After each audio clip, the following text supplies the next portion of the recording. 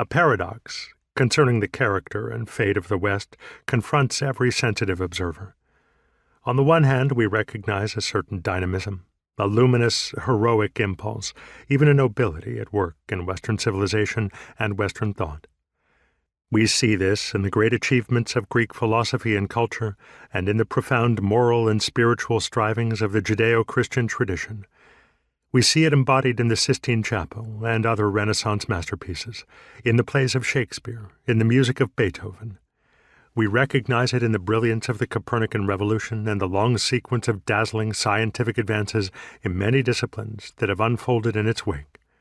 We see it in the titanic space flights of a generation ago that landed men on the moon, or more recently in the spectacular images of the vast cosmos coming from the Hubble Space Telescope that have opened up unprecedented perspectives, reaching back in time and outward into space billions of years and light years to the primal origins of the universe itself.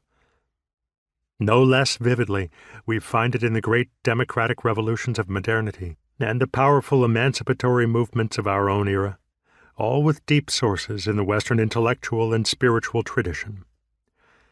Yet at the same time, if we attempt to perceive a larger reality beyond the conventional heroic narrative, we cannot fail to recognize the shadow of this great luminosity.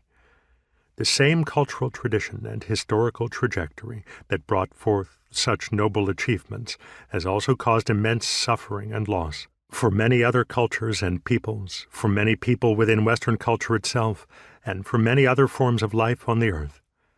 Moreover, the West has played the central role in bringing about a subtly growing and seemingly inexorable crisis, one of multidimensional complexity, affecting all aspects of life from the ecological and economic to the psychological and spiritual.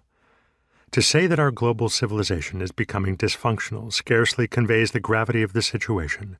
For many forms of life on the earth, catastrophe has already begun, as our planet undergoes the most massive extinction of species since the demise of the dinosaurs.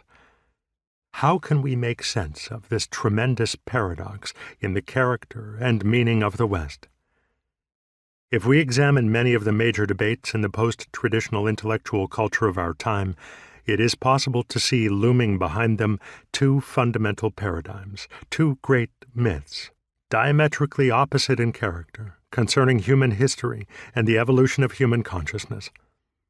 As genuine myths, these underlying paradigms represent not mere illusory beliefs or arbitrary collective fantasies, naive delusions contrary to fact, but rather those enduring archetypal structures of meaning that so profoundly inform our cultural psyche and shape our beliefs that they constitute the very means through which we construe something as fact. They invisibly constellate our vision. They filter and reveal our data, structure our imagination, permeate our ways of knowing and acting. The first paradigm, familiar to all of us from our education, describes human history and the evolution of human consciousness as